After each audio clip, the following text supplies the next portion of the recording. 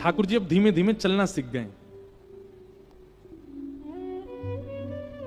मैया लाला को वस्त्र नहीं पहनाती है, आभूषण पहनाती है। आभूषण में ही ठाकुर जी ढक जाते हैं थोड़े बहुत, नीचे कुछ पहनते नहीं है, नंगे ही घूमते हैं पूरे दिन। और केवल केश गूंथ करके सुंदर घुंघराले केशों को यहां बांध के एक मोती की लड़ बांध देती हैं, उसमें एक मोर पिछ लगा देती हैं। अच्छा, यशोदा मैया का एक इतना सुंदर भाव है। यशोदा मैया क्या करती हैं? सुबह उठती हैं, स्नान ध्यान करके और सब घर के कामों से निवृत्त होकर फिर ठाकुर जी को उठाती हैं। और उठाने के बाद मैया नहवाती नहीं है लाला को, तो अपने सुंदर वस्त्र पे ही जल लेकर के निचोड़ के, गीले गीले जल हो जाते हैं उससे मुख पहुंचती है, नाक पहुंचती है, माथा पहुंचती है, गला पहुंच के सर्वांगीण अंग पहुंच देती है। और पहुंचने के बाद फिर ठाकुर जी का सर्वांगीण श्रृंगार करती हैं, आंखों में काजल लगाती हैं, तिलक लगाती हैं, केश गूंथ करके सुंदर जूड़ा सा बना देती हैं, उस पर मोर पिछ लगाती हैं। ठाकुर जी को सुंदर सुंदर आभूषण पहनाती हैं, हाथों में बाजूबंद, कड़ूला आदि सब पहना करके ठाकुर जी को सुंदर तैयार कर देती हैं। और सुंदर तैयार करके फिर मैया ने एक दूर जाती हैं और दूर जाकर के फिर लाला की आरती करके नजर उतार करके बलैया लेती हैं। और बलैया लेके फिर क्या करती हैं? फिर लाला को गोद में बैठा करके नेक सो काजल ऐसे फैला दें, यहाँ पे कानन के कुंडल टेढ़े मेढ़े कर दें, वस्त्र आभूषण जितने भी हैं सबको इधर उधर उलझा देती हैं, केश थोड़े थोड़े खोल देती हैं, मुखमंडल पर आ जाते हैं। लाली माँ जो ओष्ठ के आसपास लगी उसको ऐसे फैला देती हैं, थोड़ी रज लेकर के मुख पे लगा देती हैं, बुरे बाबड़े कर देती हैं लाला को, क्यों? कोई की नजर ना लगे, अब चलो जा बाहर। सुंदर श्रृंगार करके और ठाकुर जी को बिगाड़ के फिर छोड़ती हैं बाहर। सब गोपी कहें मैया, एक तो तुम्हारो लाला इतना सुंदर, ये तो बुरे श्रृंगार में भी सुंदर लगे, लेकिन तुम ने आराम से श्रृंगार करे करो, कभी आको काजल फैलो भयो, कभी आके मोती लड़ गिरी भई, कभी आके केश ऐसे मुख पे आए रहे, कभी आके गली की माला इतर बितर रहे, ने ढंग से कर दे करो। मैया बोली कोई जरूरत ना है, ऐसे ठीक है, ज्यादा सुंदर बनाऊंगी तो नजर लग जाएगी, मेरे लाला है। स्वयं दर्शन करती है केवल सुंदर लाल का, गोपीन के काजे तो बुरो बाबड़ो बनाते हैं ठाकुर जी। ऐसे ठाकुर जी। एक दिन ठाकुर जी भीतर बैठे और तभी एक गोपी बाहर से जा रही है, हल्ला करती भाई, अरे कोई आम ले लो, कोई सेब ले लो, कोई अमरूद ले लो, कोई केला ले लो, फल बेचती भाई जा रही है। आंगन में यशोदा मैया कछु कर रही हैं और ठाकुर जी पास में ही खेल रहे हैं। ठाकुर जी ने जैसी आवाज सुनी, आवाज सुन करके अभी बोलना ना जाने, धीमे धीमे तोतली वाणी में मैया के पास गए और मैया से जाके इशारों करने लगे, ये फल बेचे वाली जो जा रही का मुंह फल लेनो है। यशोदा मैया ने फिर बैठा दिया ठाकुर जी, कहां जाएगो, मत जावे। ठाकुर जी फिर उठ के खड़े हो गए, फिर मैया के पास गए, मुंह फल लेनो है। ठाकुर जी बोले, मैया बोली लाला फल ऐसे ना मिलो करें, धन देनो पड़े फलवारी इनको, धन नहीं तो अनाज देनो पड़े तब जाकर के फल मिले। ठाकुर जी बोले मैं दे आऊंगा, मुझे जान दो। मैया बोली अच्छा चल जा, फल खरीद के ला, आज मैं देखूं तू कैसे लावेगो।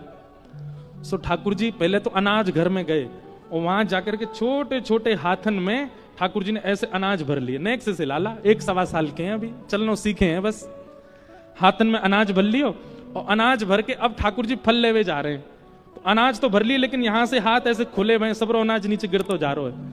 और वहां में भी बड़े लोग तो भैया संभलनो जाने, बालक तो कूदते भय जा रहे हैं, ठाकुर जी जोड़ते कूदते भय जा रहे, सबरो अनाज गिरते जा रहा है। और यशोदा मैया इस लीला को देख रही है, लाला आज फल लेवे जा रहा है, खरीदवे जा रहा है। जैसे ही नंद भवन के सामने थे वो गोपी निकली, तोतली वाणी में ठाकुर जी चिल्ला रहे हैं, अरे फल वाली रुक जा, अरे नेक रुक जा। और उसका स्वर जैसे ही सुना है, ठाकुर जी का स्वर, जैसे ही देखा नन्हे से गोपाल जी केश घुंघराले फैले हुए हैं, सुंदर आभूषण पहने, हाथ में गेहूं लेकर के दौड़ते उछलते जा रहे हैं, सबरे गेहूं फैलते जा रहे हैं। और इतनी तत्परता फल लेने की ठाकुर जी के मुख पर दिख रही है। उस छवि को देख करके वो फल बेचेवारी तो मोहित है गई लाल जी पे। विक्रेतु कामा खेल गोप कन्या मुरारी पादार पित चित्त वृत्ति, उसकी चित्त वृत्ति लग गई ठाकुर जी के चरणों में, बैठ गई, थोड़ी पे हाथ धर के ठाकुर जी को दौड़ते आते हुए देख रही है। ठाकुर जी समीप गए और समीप जाके हमें फल दे दे। गोपी ने हाथ आगे किया, पहले कछु दो। सो ठाकुर जी के हाथ से सबरे गेहूं फैल गए, एक गेहूं को दानो बचो बस। सुवाकू लेकर करें, ले जाके बल में जितना आवे दे दे। और एक गेहूं को दानो लेकर के गोपी ठाकुर जी को देख रही है और रूप माधुरी को देख करके आनंदित हो रही है। माई को आम बेचन आई, माई को आम बेचन आई, टेर सुनत मोहन उठ धाये, टेर सुनत मोहन उठ धाये, भीतर भवन बुलाई, माई को आम बेचन आई। ठाकुर जी ने उसको एक गेहूं का दाना दे दिया। गोपी बोली, अरे इतनी दक्षिणा, इतनी दक्षिणा तो मैं बहुत कुछ दे दूंगी। ठाकुर जी बोले, ना इतना दे दे जितना मेरा पेट भर जाए, बस इतना दे दे। अब वो सखी क्या कर रही है? ठाकुर जी तो बोली, थैला लायो संग में। ठाकुर जी बोले, थैला के बराबर तो हम ही हैं, कहां ते थैला ला में, ऐसी दे दे। एक फल हाथ में दे दिया, छोटे छोटे हाथ, फलन ते छोटे तो हाथ हैं लाल जी के, एक आम ले लियो, एक में सेब ले लियो। अब गोपी बोली, ये वाले हाथ उठाओ। ठाकुर जी ने ऐसे उठाओ, एक केला यहां लगा दियो, बोले अब हाथ नीचे कर लो, ऐसे कर रहे हैं। दूसरा केला यहां लगा दियो, तीसरा यहां फल रख दियो, ऐसे ठाकुर जी के हाथ सबरे फलन में कर दिए। ठाकुर जी ने कमर पे एक कपड़ा बांध रखो, वो कपड़ा खोल करके वहां में खूब सारे फल खोस के एक घुर्र गांठ बांध दी, कर्री गांठ। सो ठाकुर जी के पेट पे फल बांध दिए। थोड़े छोटे छोटे कचू अंगूर हैं, वो ठाकुर जी के केशन के बीच में लगा दिए। एक आध कोई सामग्री यहां लटका दी। ठाकुर जी इतने सुंदर लग रहे हैं, उनके रूप माधुरी को देखकर के वो फल बेचने वाली तो मोहित ही हो गई। ठाकुर जी जैसे ही नंद भवन जाने लगे, उसके तो मानो जैसे प्राण निकलने लगे। दौड़ते दौड़ते ठाकुर जी जा रहे हैं, कहीं से आम निकल के गिर रहे हैं, कहीं से केला गिर रहे हैं, कहीं से सब गिर रहे हैं। यहां आए थे तो एक अनाज का दाना हाथ में, नंद भवन पहुंचे तो भी एक ही फल लेके पहुंचे, सब गिर आए रास्ता में। गोपी उस स्वरूप को देख करके जैसे ही आगे बढ़ी, फल लेकर के चलने लगी। अब ये नहीं कह रही है आम ले लो, अमरूद ले लो, केला ले लो, अब तो कह रही है कोई घन श्याम ले लो री, कोई नंदलाल ले लो री, कोई घन श्याम ले लो री, कोई नंदलाल ले लो री। पूरे नगर में भ्रमण कर रही है, नंदलाल ले लो, घनश्याम ले लो, कृष्ण ले लो, मुरारी ले लो। ऐसा रूप है ठाकुर जी को, कहां तक वर्णन करें, इतनी लीलाएं हैं श्री ठाकुर जी की ब्रज की। 11 वर्ष 56 दिन में ठाकुर जी ने उस प्रेम के समुद्र को प्रकट कर दिया वृंदावन में, जिसमें आज तक गोते लगा रहे हैं और लाखों वर्षों तक गोते लगाते रहेंगे लोग। वह प्रेम का सरोवर है।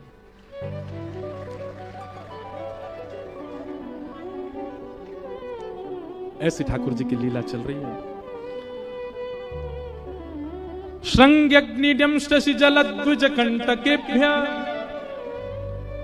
लीला क्रीड़ा परावति चलौ स्वसतो निषेद्धुम ग्रह्याणि कर्तुमपि यत्र न तज्जनन्यो शोकादयापतुरनं मनसो वसस्थान। ठाकुर जी विविध विविध लीलाएं कर रहे हैं, उन सबका वर्णन यहां किया गया है। हम सबको प्रणाम, बस श्लोक गा के प्रणाम कर दे रहे हैं। ब्रज लीला है तो बहुत सुंदर।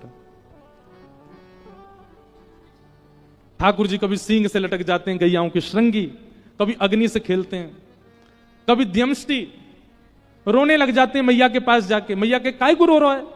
बोले मैया मैं इतना बड़ा है गयो, मेरे सबरे दांत काय को ना निकल रहे, 4 ही निकल के आए हैं अभी तक। मैया बोली लाला तू अभी छोटा, मैं छोटा, गैया ने तो अभी बछड़ा दियो 2 महीना पहले, वाके सबरे दांत निकल आए मैया, मेरे अभी 2 ही निकल के आए हैं। मैया बोली तो अब कहा करूं बता? बोले मैया तेने खावे पीवे में कमी छोड़ी जब मैं तेरे गर्भ में हतो, यही मारे मेरे दांत नहीं निकले अभी तक। 4 दिन तक ठाकुर जी रोते ही रहे। नंद भाव बोले लाला कहा भयो? बोले मैया ने मेरे संग बहुत बुरो कियो। ऐसी ऐसी लीला करें। एक दिन ठाकुर जी रोने लगे। मैया बोली लाला काय को रो रहा है? दाऊ बहुत खिजायो मैया मेरी, दाऊ बहुत खिजायो। मैया जे दाऊ दादा समझा दे, जे मुंह को बहुत छेड़ा है। मैया बोली कहा के तोते? ठाकुर जी कह रहे हैं दाऊ बहुत खिजायो मोसो कहे मोल को लीनो। सो समझे? यशुमति कब जायो लाला, तू यशुमति। मैया जी जसोदा जे दाऊ दादा मुझको बहुत छेड़ा है। मैया बोली कहा के? बोले यूं के कि तो हम आधी रोटी पे लेके आए कोई ते, तू यशोदा को लाला ना है, तू यशोदा को पुत्र ना है, तू तो आधी रोटी में हम कहीं से लेके आए। मोसो कहे मोल को लीन हो, मोसो कहे तू यशुमति कब जायो लाला, तू यशुमति। यशोदा मैया ने जैसी बात सुनी सोई लाला गोद में, लाला तू बाकी बात पे भरोसा काहे को करे? मैया कछु घटना ऐसी है जाए बात पे मुझे भरोसा है जाए कि दाऊ दादा सही कह रहा है। मैया बोली ऐसी कौन सी घटना है गे? ठाकुर जी बोले मैया गोरी बाबा गोरे, मैया गोरी मैं कारो कते जायो मैया, मैं कारो कते। मैया तू भी गोरी है और जी नंद बाबा गोरो, मैं कारो कैसे है गो मैया? यशोदा मैया अंक में भरे, लाला तू रात में भयो ना, यहाँ हमारे कारो है गो, चिंता मत करे। अंधेरी रात में भयो, यहाँ हमारे तेरो स्वरूप कारो है गो। और देख तू सबरी गैयान में सबसे ज्यादा दूध पीवे श्यामा गैया को, बहु सांवली है वाको दूध पीवे, यहाँ हमारे सांवरो है गो। अच्छा मैया अब मुंह को पतो चरी, लेकिन मैया एक संशय और है। मैया बोली और का संशय? बोले मैया ऊधम मैं भी करूं, ऊधम दाऊ दादा भी करे। दाऊ दादा है तो तू केवल डांटे, मेरे पीछे छड़ी लेके भागे, या तो मुझे संशय है जा मैं तेरो ही लाला हूं कि ना हूं। तू मुझे मार भी भागे तो मुझे यूं लगे मैं तेरो लाला ना हूं। यशोदा मैया ने अंक में भर लिए, वो लाला तू ऐसी बात मत करे कर, तू मेरो ही लाला है। ठाकुर जी बोले मैं कैसे मानूं? सो यशोदा मैया गोद में लेकर के लाल जी को गौशाला में गई और सब गैयान की शपथ खा के यशोदा मैया बोली लाला मैं गैयान की सौंख खा रही हूं, तू मेरो ही लाला और मैं तेरी मैया हूं। तब ठाकुर जी प्रसन्न हुए, तब रोनो बंद भयो। इतनो रो में प्रेम स्वरूप है श्री कृष्ण, कोई कह ही नहीं सकता लीला सुन के कि ये परमात्मा है। ऐसी लीला कर रहे हैं ठाकुर जी, सुंदर लीला ठाकुर जी की वृंदावन में चल रही है। उस लीला को देख करके सब आनंदित हो रहे हैं, सब मदमस्त होते जा रहे हैं। ठाकुर जी ने दामोदर लीला की, मैया ने ठाकुर जी को उखल से बांध दिया। उखल से बंधे ठाकुर जी जैसे ही आगे बढ़े तो वृक्षों के स्पर्श से दो वृक्ष गिर गए और कुबेर के पुत्र नल कुंवर मणिग्रीव प्रकट हो गए। भगवान ने दोनों का उद्धार किया। वृक्षों को गिरा देख यशोदा मैया ने नंद बाबा से कही अब हम गोकुल में नहीं रहना चाहते, जात नात मेरो लाला भयो इतने संकट आमे, अब लाला की सुरक्षा के काजे कहीं और चलो। और सब गोकुलवासी ठाकुर जी सहित श्री वृंदावन को प्रस्थान कर गए। बोलो आ गए। भैया देखो एक बात हमारी सुनो, आपका जो सागर है ना, यहां भी लीला करते हैं ठाकुर जी, अटल बिहारी जी, राधा वल्लभ जी, द्वारिकाधीश जी। हमें एक वैष्णव एक पर्चा 3 बार दे गए, बोल महाराज जी इसको पढ़ना।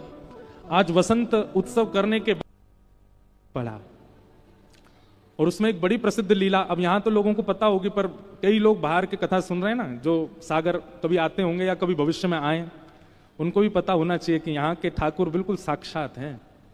वैसे ठाकुर की साक्षातता पर कोई प्रश्न चिन्ह नहीं है, वो तो हमारे घर के ठाकुर जी भी साक्षात हैं, पर यहाँ के जो लाला हैं वो ब्रज से यहाँ ब्रज प्रकट करने आए हैं, इस बात की साक्षात्ता के लिए कथा प्रमाण है।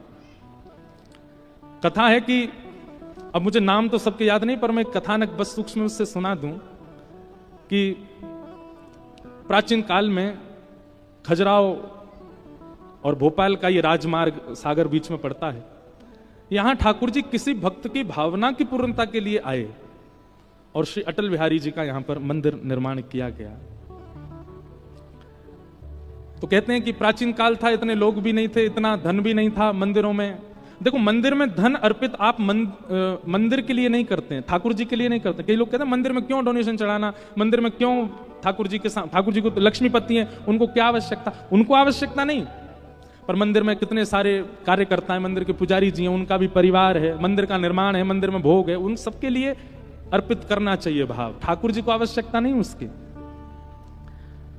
तो धन नहीं था, इतने ज्यादा धन नहीं थे, तो धन ना होने की वजह से पोशाक भी नहीं, श्रृंगार भी नहीं और कई बार भोग भी नहीं ठाकुर जी के लिए। रात्रि का समय और श्री बिहारी जी, अटल बिहारी जी को व्यारू भोग रखने की सामग्री नहीं थी। ठाकुर जी का व्यारू, रात्रि के भोग को व्यारू बोलते हैं। श्री अटल बिहारी जी का व्यारू भोग नहीं लगा था। पुजारी जी, महंत जी जो उस काल के थे, बड़े व्याकुल हो गए।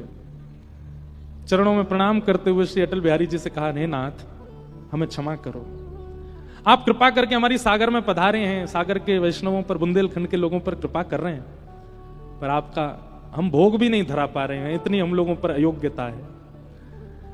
आज ठाकुर जी आप बस अपनी व्यवस्था कर लें, या तो ब्रज ही चले जाएं, रात में वहीं आपको भोग प्रसादी हो। अब देखो, ठाकुर जी कोई पाते नहीं है, पर प्रेमी अगर सेवक है तो ठाकुर जी पाते भी हैं, ठाकुर जी को भूख भी लगती है। और कोई व्यक्ति केवल थाली रखता है, उसको कोई भावना नहीं, ठाकुर जी पाते भी नहीं है। एक बार हमारे वृंदावन की घटना, किसी मंदिर में ठाकुर जी का भोग पधराया गया। भोग पधराने के बाद में पुजारी जी बाहर आ गए, कपाट लगा दे। ठाकुर जी के भोग में कपाट क्यों लगाते हैं? ताकि ठाकुर जी सहज हो जाएं और सहज होकर के प्रेम से प्रसाद पालें। किशोरी जी आएंगी, किशोरी जी पवाएंगी, मधुमंगल श्रीदामा सब सखा आएंगे, सब बैठ के पाएंगे ठाकुर जी के साथ। अब हम लोगों की दृष्टि में इतनी भावना नहीं कि ठाकुर जी हमारे सामने प्रकट भोग लगा लें, इसलिए कपाट रखा जाता है।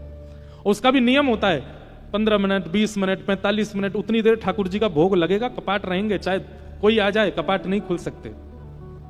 और कपाट खोलने से पहले ताल बजाए जाते हैं, ठाकुर जी को सहज किया, ठाकुर जी हम आ रहे हैं भीतर, आप सहज हो जाओ। तो पुजारी जी ने भोग धरा। भोग धरने के बाद आप बाहर बात करने लगे किसी से, और बात करते करते आपको लगा कि समय पूरा हो गया, और जबकि समय अभी भोग का पूरा हुआ नहीं था, और आप बिना ताल बजाए मंदिर के भीतर प्रवेश कर गए। जैसे ही आपने पर्दा हटाया, ठाकुर जी को पता तो चल गई पुजारी जी आ रहे, दौड़ते भागते बेचारे अपनी पीतांबरी कस के जाके अपने सिंहासन में जैसे खड़े भये। खड़े तो हो गए ठाकुर जी, लेकिन दाल और कड़ी और चावल मुख पे ही लगे रह गए, मुख पहुंचना भूल गए। और पुजारी जी ने वो देख लिया, और जैसे पुजारी जी ने देखा, नेत्र सजल हो गए। पुजारी जी दूर से बिलियां लेने लगे, जय जय, क्षमा करियो, आज ताल बजानो भूल गो, लेकिन ताल बजानो भूल गो तभी तो ये दर्शन हुए। ठाकुर जी का मुख स्पष्ट करके, स्वच्छ करके क्षमा याचना की, फिर से भोग बना के फिर पधराया। हमारी वजह से ठाकुर जी को श्रम हो गया। ठाकुर जी पाते हैं, पर कब पाते हैं? पवाने वाला प्रेमी हो, वो केवल थाली रख के उठाना जानता हो, उसना पाते भी नहीं है ठाकुर जी। इतने वैष्णव हैं पूरे विश्व में, कहीं तो कोई होगा प्रेम से पवाने वाला, वहीं पाते हैं ठाकुर जी।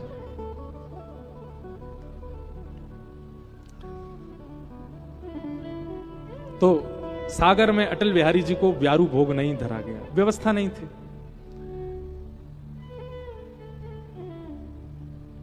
कपाट बंद करके, पर्दा आदि करके, ताला लगा के बड़े व्यथित मन से पुजारी जी चले गए, रोते रहे, बोले आज हमसे हमारे कैसे अभागे, इससे बढ़िया तो ठाकुर जी सागर आमे ही नहीं, वहीं रहते, कम से कम प्रेम से प्रसाद तो पाते, यहां हम पवा ही नहीं पा रहे ठाकुर जी को।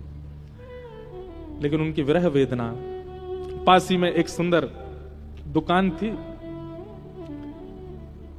आज सुबह से वहां कोई आए भी नहीं थे ऐसे प्रसाद लेने वाले।